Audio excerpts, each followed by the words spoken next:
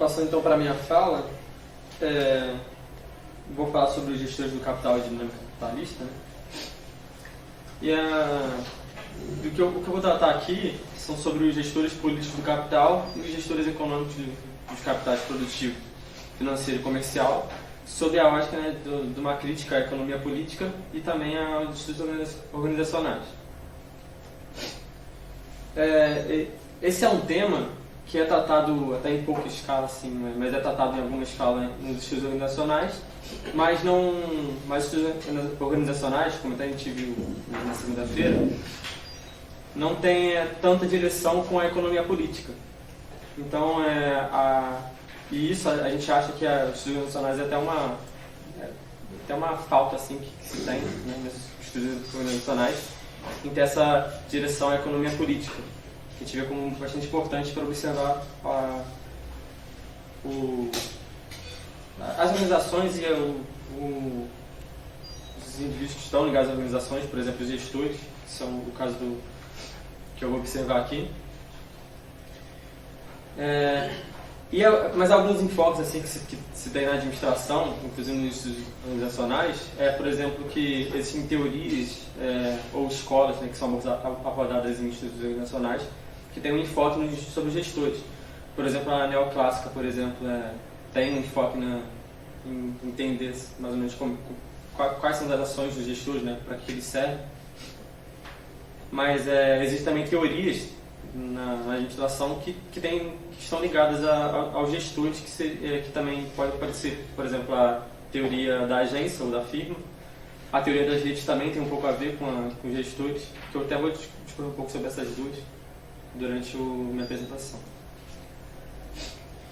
Mas também a gente vê que na administração tem um pouco vai ter alguns nexos com o que eu vou falar aqui, por exemplo, com a administração pública, quer dizer. A administração política também tem um pouco de relação com o que eu vou tratar.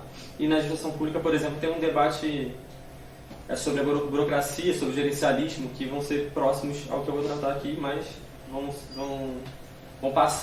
ser passagens, né? Eu não vou me aproximar muito do debate deles. E também na estratégia existe uma discussão sobre o que os gestores devem fazer na ação dos gestores, que eu também não vou tratar, porque a área que eu vou tratar mais é EOR, né, e economia política. Porém, que mostra também o ideal que se tem, né, da ação dos gestores, né, do lado estratégico da ação dos gestores, que também tem proximidade com o que eu vou tratar sobre os gestores do capital. Primeiramente, acho que é bom utilizar, até seguir a mesma linha até que o Vitor Almeida tratou aqui, que os nossos estudos têm como base primordial, assim, não que seja primordial também no caso dele, mas que no capitalismo existe a acumulação do capital como a propriedade, né? Porque se não houver acumulação do capital, os capitalistas, né, se os capitalistas não buscarem essa acumulação do capital, os capitalistas podem quebrar.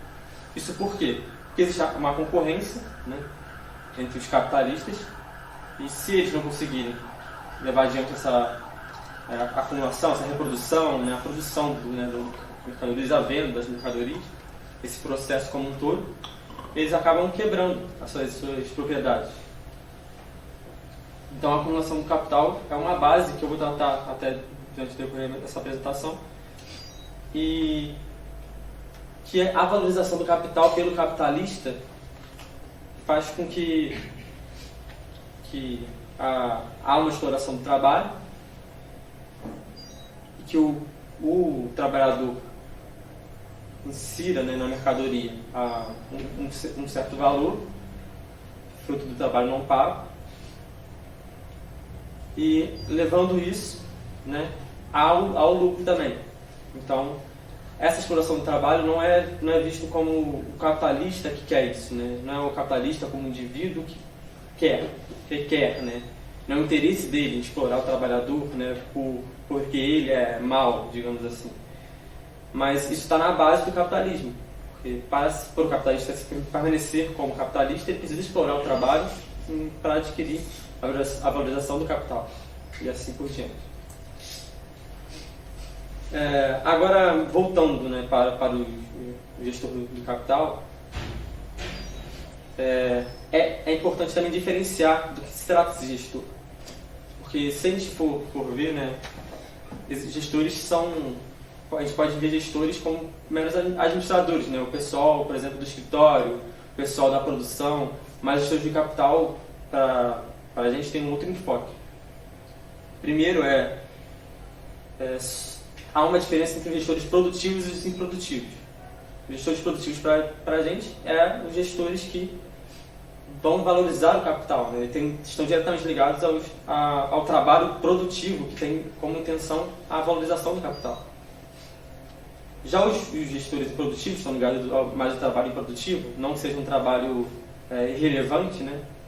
Porque não é, mas não estão ligados diretamente a essa valorização do capital, que seriam, por exemplo, aqueles administradores que estão ligados a atividades de escritório, que eles não têm relação direta com o lado produtivo, né, da organização.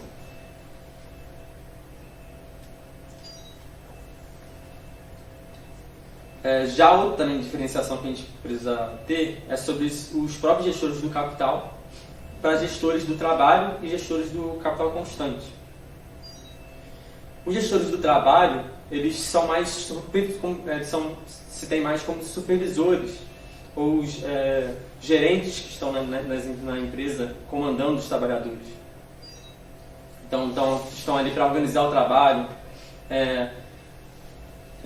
e também coordenar o trabalho, né? E eles estão ligados também aos gestores produtivos, né?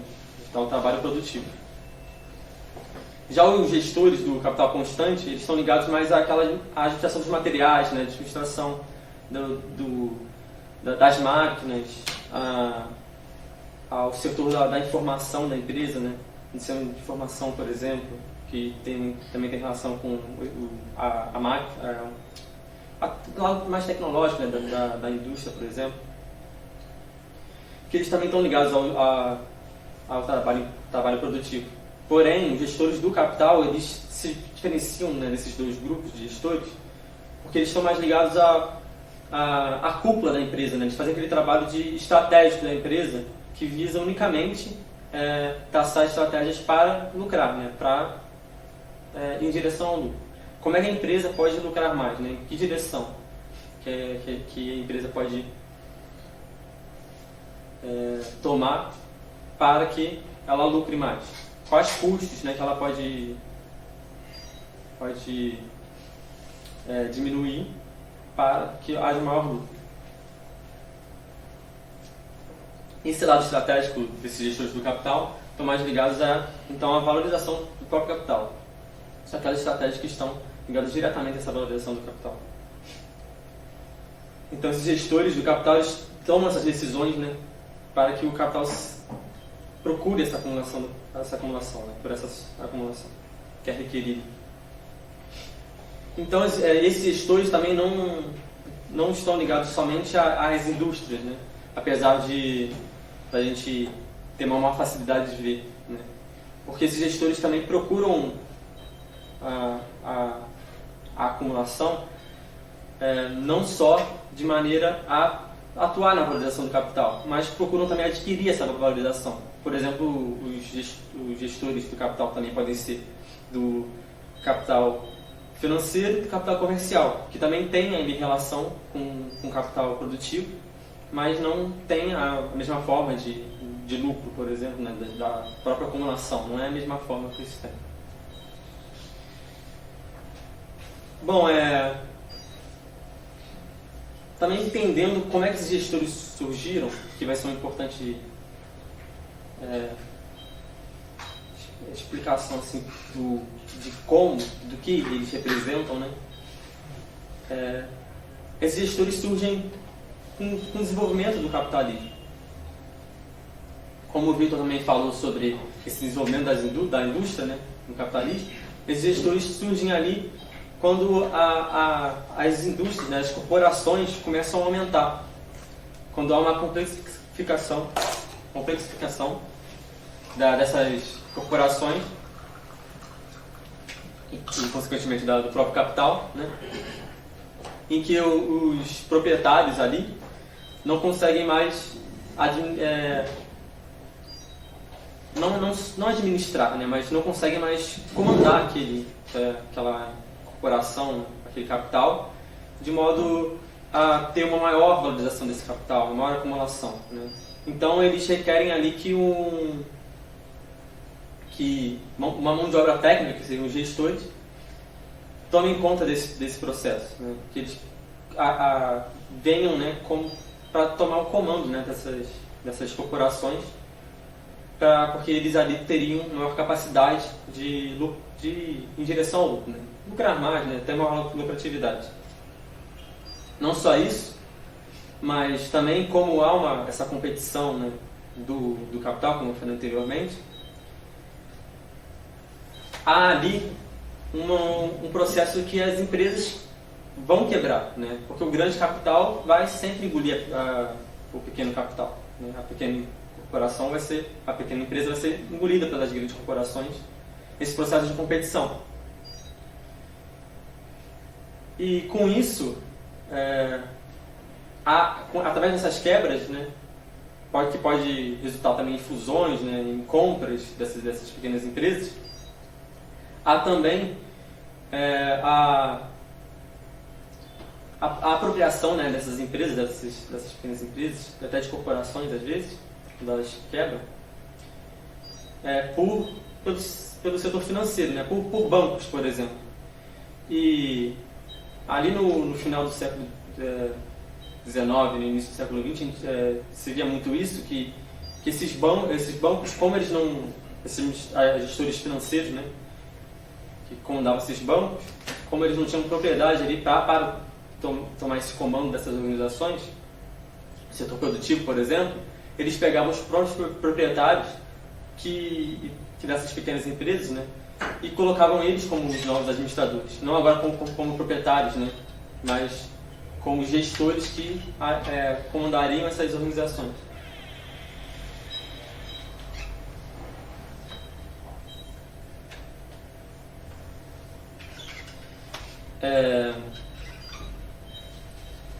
E nisso a gente vê muita ligação desses grandes conglomerados, né, que se tem hoje em dia, que também na época já tinha.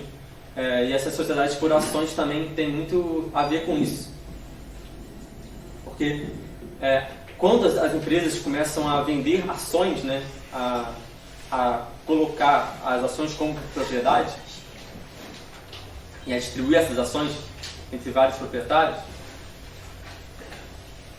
esses proprietários conjuntamente, como são muitos proprietários, eles precisam colocar alguém para gerir essas empresas, né? Então fica ali um comandante, né, um gestor para comandar essas empresas.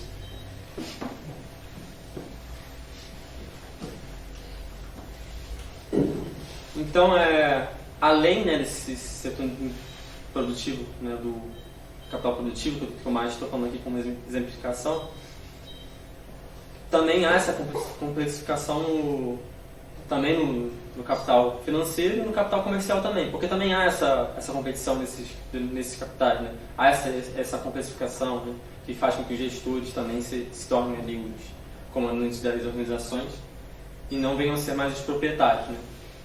Os proprietários da própria empresa, né? Ou proprietários da própria empresa. Então, a gente dá para ver que esse desenvolvimento, né, essa tomada que faz com que os gestores estejam ali para gerir essas corporações, tem a ver com esse processo do capitalismo, né? Esse desenvolvimento do capitalismo requer isso. E essa direção, né, ao objetivo primordial que se tem dessas corporações para continuarem ali em ampliar o capital, né, em buscar esse lucro, que se tem esse desenvolvimento como um todo. Porém, a gente vê que existem autores que trazem uma teoria que intitula a teoria dos gestores, que falam sobre a a separação entre a propriedade e a gestão, até que foi tratado na segunda-feira, mas que eu vou retomar aqui, que são autores como Bergmans, Galbraith, Burnham, até o Chandler e o Peter Drucker, que é um grupo da administração, por exemplo. Eles tratam um pouco dessa tomada de gestores como principais, né, como agora comandantes da gestão, né, dessas corporações, e separando-se, né, da propriedade, né, dos proprietários.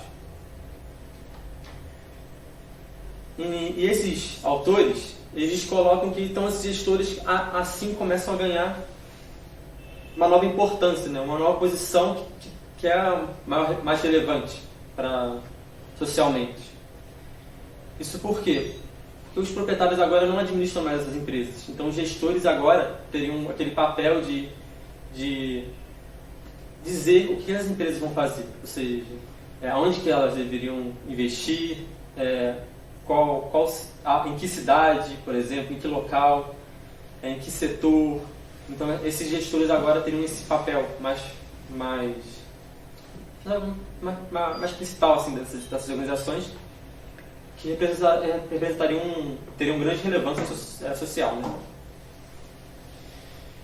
E alguns desses autores, não todos, porque, por exemplo, o Drucker não reconhece classe, mas esses outros autores, eles vão em direção a falar que os gestores, então, separam-se, né, das outras classes, da classe capitalista e da classe trabalhadora, porque não tem mais o mesmo interesse dessas classes. Eles possuem possuem diferença, né, de interesse e também de status. Isso também vai, como também foi visto na segunda-feira, vai muito em direção também à teoria da agência, né, a teoria da firma, que mostra que esses gestores, então, têm outros interesses diversos desses proprietários. Então, há ali uma intenção em fazer com que esses gestores tenham esse mesmo interesse, né? Que também seriam diferentes dos interesses das corporações, que seriam um lucro, né? E também a gente vê que autores brasileiros também vão nessa mesma direção de separação desses gestores, né, dessas classes. Autores como o Mota, por exemplo, também, que foi falado na segunda-feira, mesma coisa para o Trottenberg, mas também o Bresser Pereira também vai nessa direção, falando que existiria uma técnico-burocracia, né, ou uma tecnoestrutura, em que há essa separação desses gestores dessas outras classes, tendo esse grupo, né, uns interesses diversos, né, divergentes dessas outras classes, e tendo também uma situação divergente. Porém, assim, o que dá para se ver, assim, primeiramente, é que esses gestores também, esses autores, quer dizer, não conseguem também, muitos deles, não todos, mas não conseguem ver também essa diferenciação desses gestores. Muitos deles englobam os gestores entre si.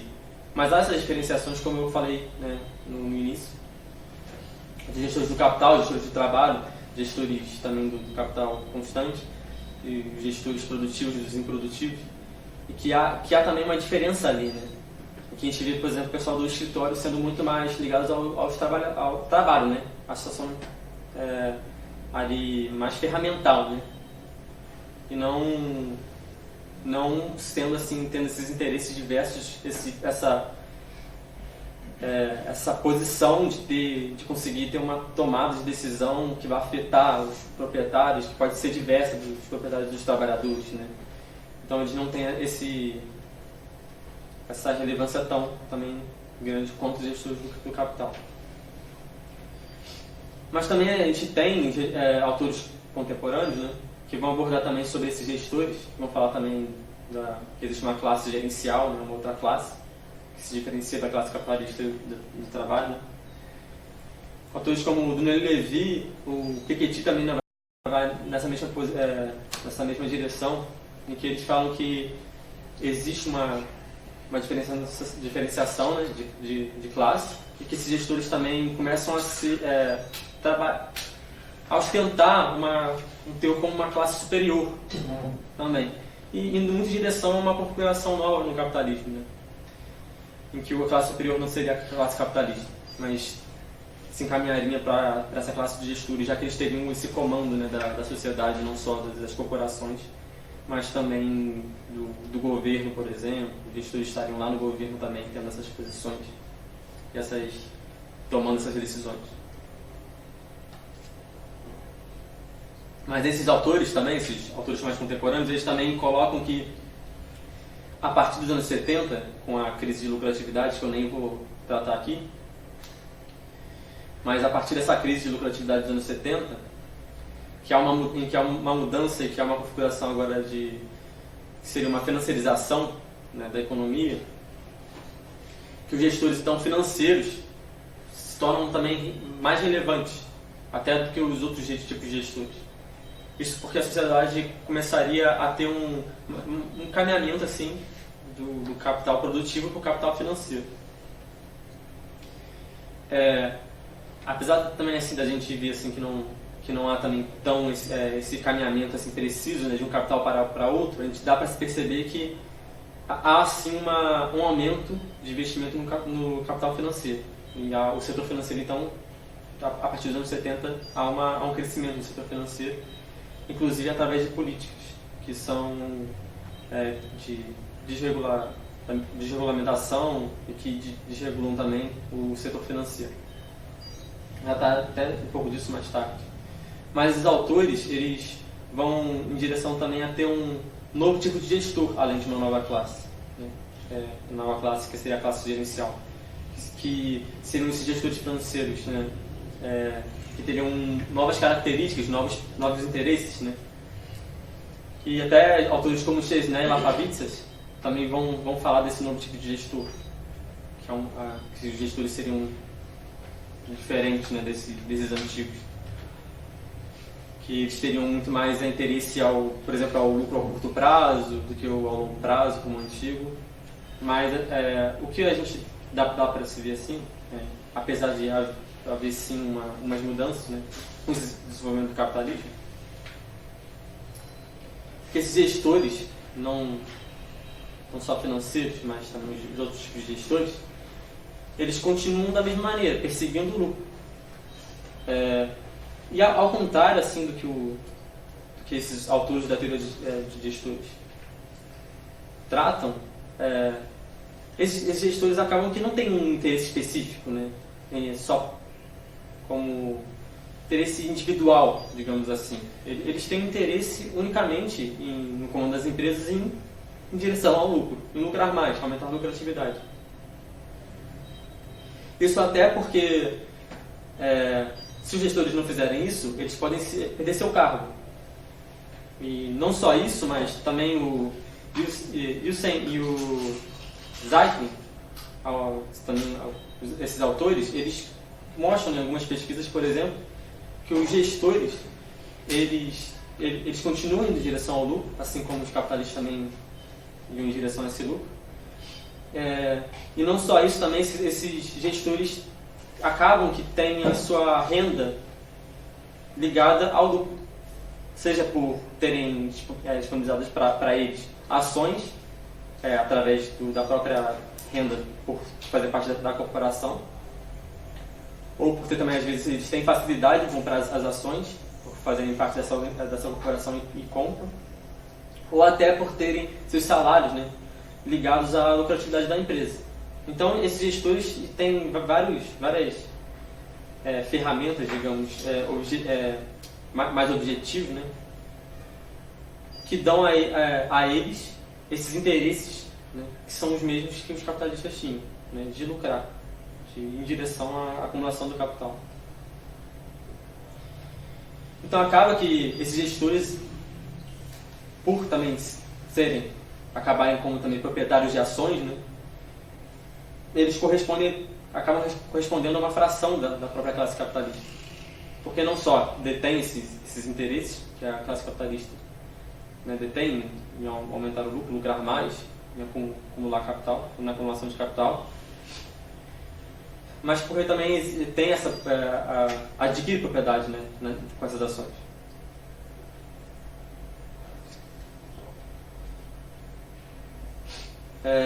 Então, acho que dá para se destacar que esses autores, a teoria gerencial, a teoria dos gestores, que eles focam muito nos indivíduos, né? Que existe um indivíduo que é gestor, que não é mais o proprietário, né, capitalista, que agora está no comando. Porém, isso vai além, né, do indivíduo em si. Isso tem mais a ver com os interesses que o próprio capital, né, que impõe ali. Que as corporações têm que lucrar, senão elas quebram. Então os gestores estão aí no comando das corporações para fazer que elas lucrem. Então, mesmo que eles não tenham ações, né, ou seus salários ligados ao lucro, que é bem difícil, né, se eles não forem, né, em direção ao lucro, a empresa pode quebrar ou eles vão ser substituídos.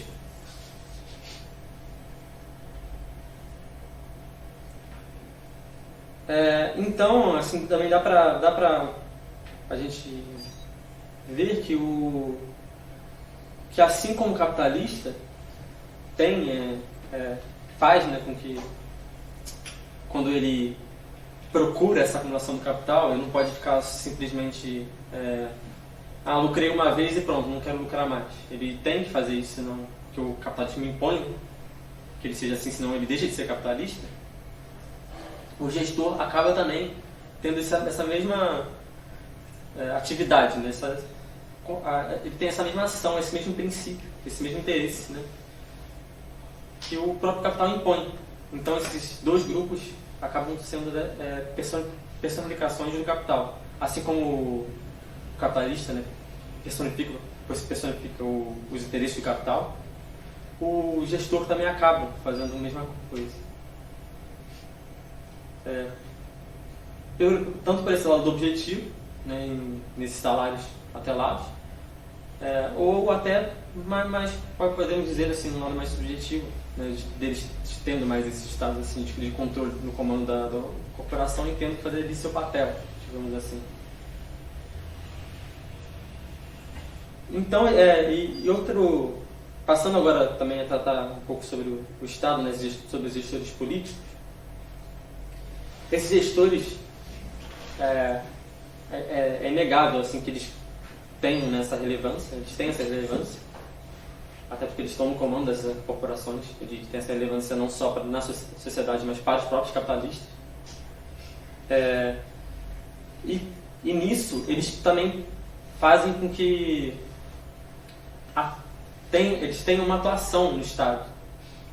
Como eles atuam no Estado? A gente vê através de lobby, por exemplo, né, dessas relações que eles têm lá diretamente, sendo legal ou não, né, o lobby em cada país. Em certos países é legal o lobby, mas às vezes eles têm contatos, né, por exemplo, a gente vê casos de corrupção, por exemplo, isso já é um contato também, às vezes, do gestor, né, que faz com que a empresa pague dinheiro para políticos, para que eles tenham certos interesses, né, correspondentes às corporações. Mas não só isso, os gestores também eles também vão para o Estado lá. Eles estão lá não só como políticos, né, que a gente vê, por exemplo, como o caso do João Amoedo, né, recentemente que tentou ser presidente do Brasil. Mas também vão para o governo, participar de órgãos de decisão lá. Por exemplo, o Henrique Meirelles. Ele é um cara que era um presidente do banco, né? E ele foi do governo Lula, como do Banco Central, presidente do Banco Central. Voltou no governo Temer como ministro da Fazenda. Então esses gestores também né, vão para o Estado. Eles acabam indo para o Estado, mas fazer o quê? Representar a população como um todo, né, uma classe, ou uma classe específica, né? Eles estão lá para fazer o que eles já faziam antes, né, representar esse próprio capital. Até acho que dá até para aproximar um pouco, por exemplo, a teoria das redes aqui, para mostrar que a teoria das redes fala que existe uma relação, né, entre o Houston, por exemplo, ele fala isso, que existe uma relação entre os próprios gestores que ligam as corporações para ter os próprios interesses em conjunto, né, aliar esses interesses. Porém, assim, há uns limites da teoria das redes que não é percebe, né? Não é perceptível pela teoria das redes algumas condições essenciais. Por exemplo, essa própria acumulação do capital que são impostas, seja os gestores formando essas uniões, essas ligações ou não. Mas a teoria das redes, ela mostra bem isso, né? Que esses gestores, eles mesmo assim, eles se unem, indo para o Estado, representando esses interesses. E até as corporações em si, às vezes elas se unem, né, segundo alguns interesses. Então, os gestores políticos do capital, eles representam, né, também o capital, assim como na corporação, né, a própria corporação, eles têm ali a representação deles lá. Eles também estão ali no Estado para representar esse capital. Mas também é importante frisar o seguinte, que os gestores políticos do capital não são necessariamente gestores do capital, né? Eles não vêm diretamente, inicialmente, dos gestores como gestores do capital. Eles não vêm sempre das corporações. Existem também gestores políticos do capital, né? Os gestores que né, no governo representam o capital, que não tinham relação anterior direta com a corporação. Existem esses tipos de gestores que são acadêmicos, simplesmente, às vezes são juristas, né? Então existem outras também categorias assim, que também vão para o Estado se tornar gestores políticos assim, do capital. Mas não é o que eu estou querendo tratar aqui, enfim, como os gestores do capital. E no Estado em si, eu vou tentar observar mais esses gestores do capital, né, para finalizar essa minha apresentação, sobre alguns dados também, algumas relações que se tem com o Estado, que está muito em cima assim, da minha pesquisa, que tem a ver com a rotação dos gestores do capital. Porque além de irem para o Estado, esses gestores do capital, eles também voltam, né, retornam para as corporações, pelo menos muitos deles. Isso se chama isso que a gente denomina, né, como rotação desses gestores, né, como rotação, mas também é denominado por alguns autores, né, por muitos autores, como porta giratória, né, ou revolving door, por autores internacionais. E essa volta para as corporações também capta, né, para as corporações alguns benefícios, digamos assim, para essas corporações e para o capital, né, consequentemente. Que são, por exemplo, os gestores lá dentro, né, os gestores de capital lá dentro, no Estado, eles conseguem construir relações, né, seja entre lá dentro da política mesmo, né, do governo mesmo, ou também às vezes com outro país, com outros capitais, com outras corporações, né, outros gestores. Isso já é um elemento importante que torna esse gestor, né, bastante relevante, né, com grande relevância para as próprias corporações que depois vão buscar trazer para essas próprias corporações. Inclusive há pesquisas que mostram que eles até conseguem salários maiores depois de estarem no governo. Não é para tanto, né? Eles já conseguem um maior conhecimento lá dentro, né, de como funciona os esquemas lá dentro do governo, constroem essas relações, e então eles também são valorizados por essas corporações.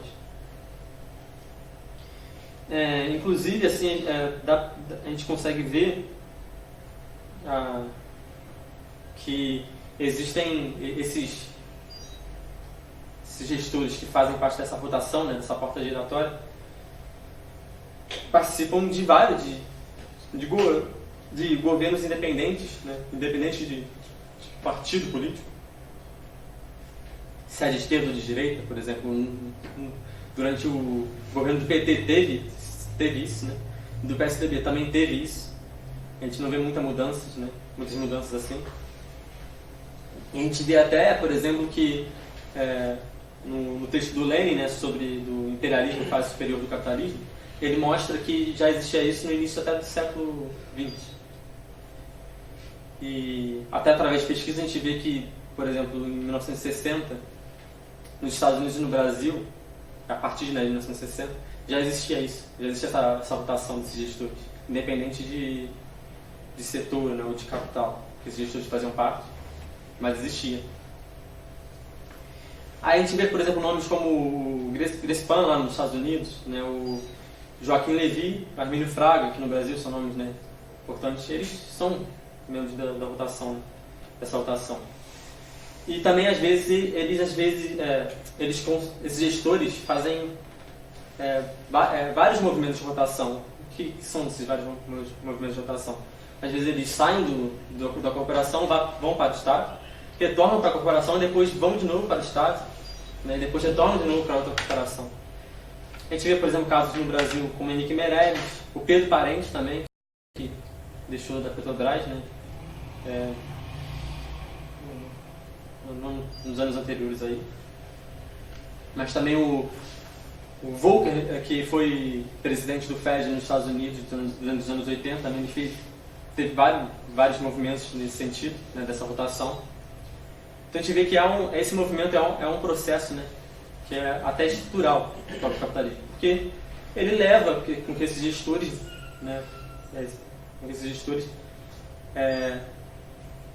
levem esses interesses do capital para o Estado. Então é um importante movimento, né, para o próprio capital. Mas também a gente vê também algumas diferenças, que não existe uma rotação, que mostra que esses gestores políticos do capital são valorizados.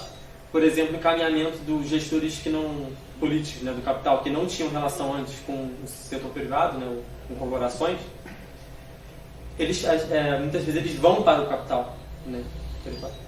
Às vezes eles vão para as corporações, muitas vezes eles vão para corporações. Tem casos, por exemplo, um caso bem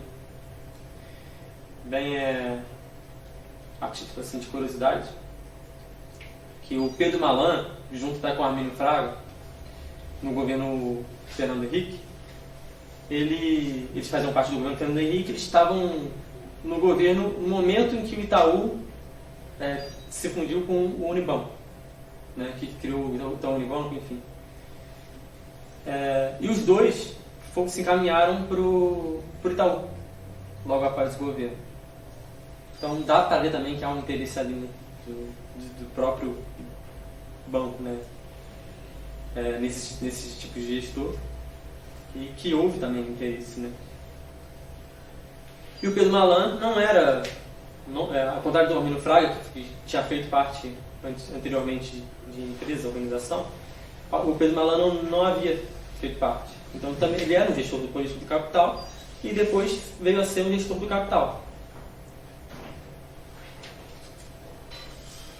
Pelas pesquisas também, dá para se ver, se compreender, que os gestores de capital não necessariamente também tem que estar ligado a uma corporação somente, não tem que ser um gestor de uma corporação. Às vezes eles prestam consultorias, ou seja, eles conseguem ali não representar, mas conseguem ter uma atuação em diversas corporações, diversas empresas, e às vezes até fazem parte de diversas diretorias. Às vezes eles fazem parte de institutos de pesquisas que têm relevância para as corporações. Às vezes eles também, muitas vezes na verdade, principalmente em comissões, né, em conselhos, esses gestores que vão, né, para o governo e depois voltam, eles fazem parte, por exemplo, dos escritórios de advocacia. Se não prestam também consultorias, que é muito caso, né, desses advogados, né, os juristas, enfim, que fazem isso após o governo, eles também trabalham, né, como advogados. Então, às vezes, em uma comissão, por exemplo, que julga casos de fusões, muitos deles, após assumirem parte dessas comissões, né, de controlar que empresa pode se fundir com qual, enfim, eles se tornam advogados dessas próprias empresas que vão requerer. Então, para finalizar, assim, só para falar um pouco mais sobre esses dados, assim, sobre os resultados que dá para se ter, além desses, dá principalmente para a gente concluir que essa rotação, né, é um processo estrutural que se tem no capitalismo. Dá também para se ver que esses gestores estão muito condicionados à condição econômica que se tem, né, no contexto econômico que se tem. Porque, por exemplo, a gente vê que a partir dos anos 70, nos Estados Unidos, com a crise de lucratividade, com essa financiarização da economia, como alguns autores denominam, há uma presença maior em órgãos, né, em alguns órgãos de decisão econômica dos Estados Unidos, de gestores financeiros. Então, esses gestores financeiros passam a se encaminhar mais para o governo a partir, né, dessa financiarização. E também esses gestores financeiros, a gente vê, por exemplo, que a partir dos anos 80, por exemplo, existiram várias políticas de liberalização financeira, né, que privilegiariam, né, o capital financeiro, que esses gestores ali já estavam ali presentes para colocar essas políticas, essas ações também econômicas.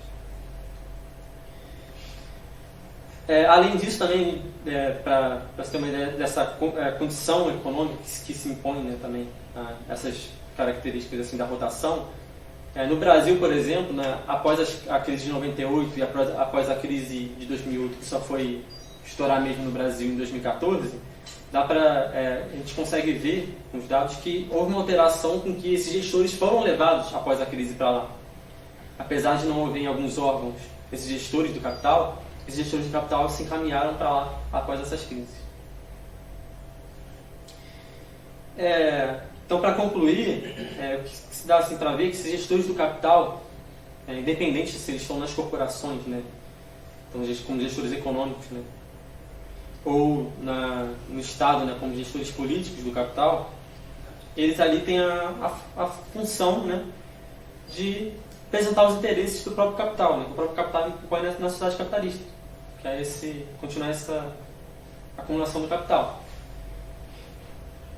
E que, por isso mesmo, eles não possuem um interesse divergente, por exemplo, da classe capitalista.